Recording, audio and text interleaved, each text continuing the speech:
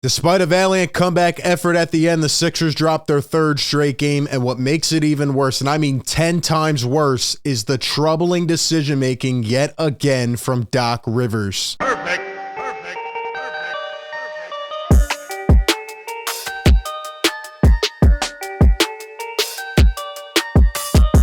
What is going on, everyone? RB here. Welcome into Philly Take with RB. Like always, hit that like button if you enjoy this content. Be sure to subscribe and hit that bell down below. That way you don't miss any of the coverage. We're live every Sixers game, and we were there last night watching this one at the end.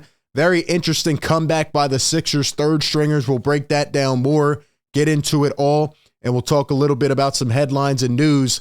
But at the end of the day, man, I got to be honest with you, based on what we're seeing yet again, it's very troublesome. It is very troublesome right now. Is it time to panic? Let me know what you think down below, and I'll give you my answer in just a second. Before we get right into it, shout out to the sponsor of today's video, Manscaped.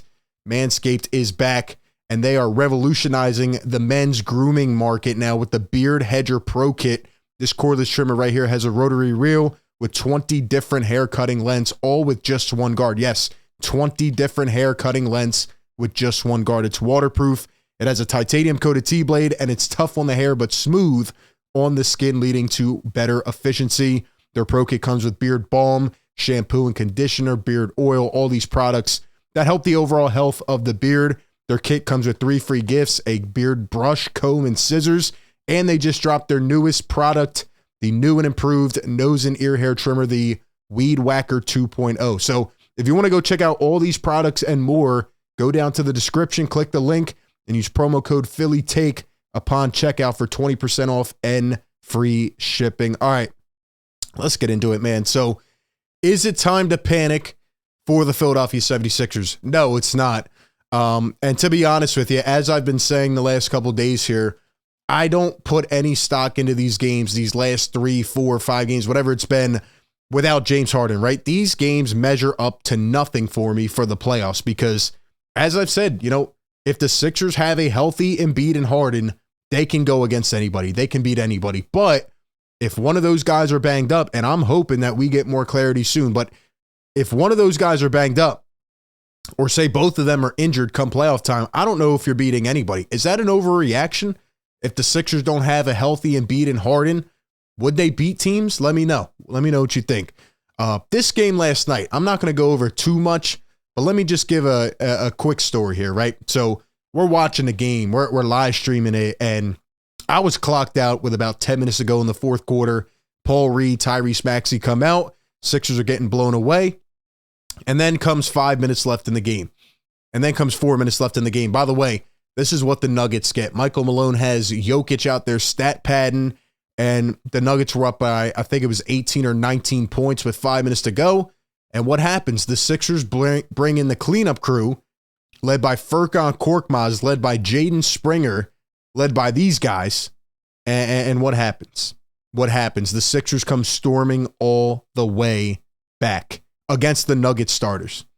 Never forget, the Sixers third stringers, led by Furkan, brought the lead back to 3. And by the way, the NBA, officially announced that on that final play where the Sixers actually should have had the ball back, they would have had a chance to tie up the game because Jeff Green stepped out of bounds, but the refs just missed it. And Doc Rivers challenged a different call. Well, I don't even know what happened technically, but the Sixers should have had the ball back with a chance to tie. And Korkmaz was cooking Jokic. Whoever else was in, Murray, they were all getting cooked by Jaden Springer, guys like that. So at the end of the day, Nuggets do not scare me. Their fans should be kind of embarrassed that they let that lead dwindle like they did. If Doc Rivers was competent and put Paul Reed back in the game, if he had put Maxey back in the game, the Sixers probably win. In fact, if Doc Rivers puts Paul Reed in more minutes and played him when he should have, I honestly think the Sixers had a chance to win that game without Joel Embiid, without James Harden. Now, not to get off on a tangent too much, but did Joel Embiid duck Jokic? The quick answer is no. Joel Embiid gave Jokic the work earlier this year, dropped 47 on his head, iced the game with a step-back 3, and absolutely dominated Jokic. Embiid is 3-1 against the other 2 MVP candidates this year. The other 2 are 1-3. You see how that works? Embiid doesn't have anything to prove to the Denver Nuggets or Nikola Jokic, all right? Maybe the MVP voters are going to dunk him now. I don't know, and I don't care anymore.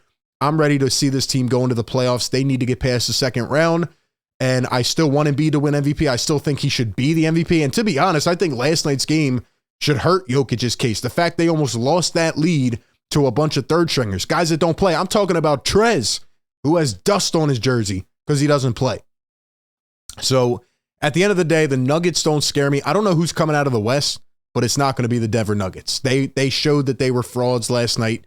And, you know, Jokic had a great game. I mean, he does that essentially every game. He has a pretty productive game, but I don't know why they kept their starters in. And you know, that's what they get.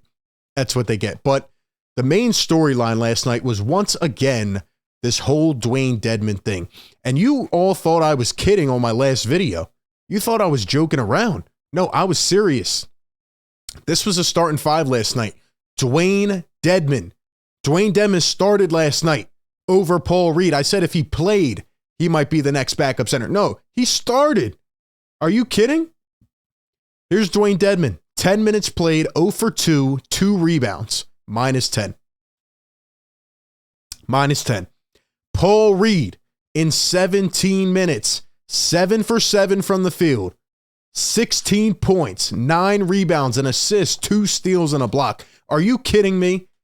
Are you kidding? This was the biggest middle finger I've ever seen from Paul Reed. And this happens every single time that Paul Reed gets benched from Doc Rivers. Last year, he didn't want to play him. Then he finally put him in with a couple games to go in the season. This year, he plays him the first 20, then he benches him for 20, then he brings him back, and he's playing great. He's one of the most athletic defenders on the team, and then he gets benched the last couple games for Dwayne Dedmon. I told you in that press conference when Doc Rivers said, we have Dwayne Dedmon, we have to find him minutes. I told you he was going to start playing more. I cannot believe this. Paul Reed was playing like a maniac last night. Doc Rivers talked in his postgame about the times when the Sixers looked down during the game. He said the beginning of the game, essentially the beginning of each half. And you know who was in during the beginning of each half? It was Dwayne Dedmon. Every time Dedmon was in, the Nuggets went on a run. Anytime Paul Reed came back in, the Sixers brought it within distance. It is so obvious. And the only positive from last night is that the entire world saw, because all eyes were still in this game. Everybody saw that Paul Reed is the much more competent backup center. I don't know what Doc Rivers is doing, but if he does not play Paul Reed going forward, that is malpractice, and the Sixers might be cooked. You cannot have the non-Embiid minutes going to Dedmon. No offense against him, but he can't stop a traffic cone, okay? He was getting cooked. Paul Reed was giving Jokic a run for his money.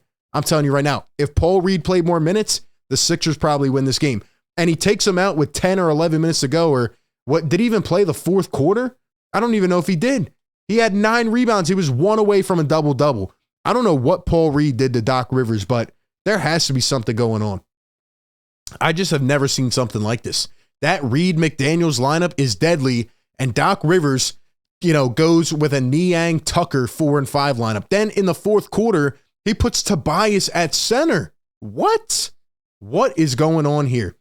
I just don't understand. I don't understand. He puts Dedmon back in, and he just got cooked the whole time.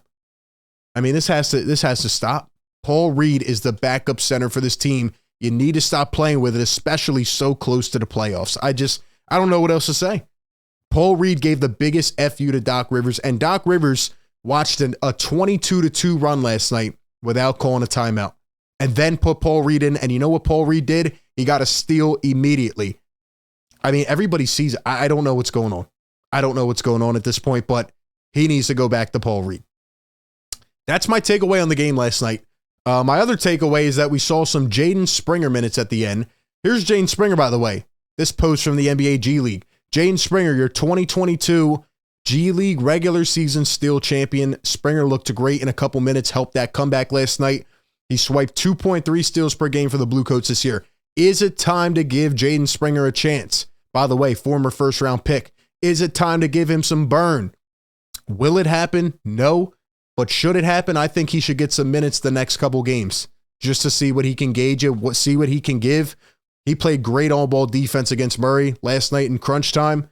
And, he's definitely improved. He is definitely improved. I don't know if he is ready offensively, but damn it, he showed me something more than the others did. And right now, with 7 games to go, I can't confidently say who I would put in off the bench in a playoff game. And that is alarming. That is alarming. Niang has been awful. Tucker hasn't looked that good. And you know, Dedmon's still in. So I don't know. Doc might even play Furkan after the way he played last night in those couple minutes. You never know. You never know. At the end of the day, that game last night meant nothing to me for the playoffs. But let me tell you something. The Sixers are going to have more issues if Doc Rivers doesn't get back to it. He was coaching so good for like the last 20 games, ever since the All-Star break, really. Sixers went on a big win streak. He was doing his thing. I don't know why things are being overthought now. It literally is the same situation as last year with DeAndre Jordan, but now it's the Dwayne Dedmon victory tour, and I can't stand it. I knew it was going to happen, but I can't stand it. Doc, you got to fix this now. And hopefully Harden and Embiid are healthy. I don't know what their injuries will fully entail. Hopefully they can come back soon, but the Sixers will need them because, as you can see, they have a tough stretch here and they need to win some of these games, or else the Cavs might overtake them soon. The Cavs are climbing. Maybe the Sixers fall into the 4 seed, play Milwaukee in the second round potentially. I don't know, man. I don't care who they play. If they do end up as the 3rd seed and they play Boston in the second round, I'll tell you what, man, I can't stand Boston. Sixers can't lose to Boston. That will feel like the ultimate defeat. Appreciate everybody tuning in. Be sure to like, comment, subscribe. And with that being said, I will catch you all on the next one. Peace.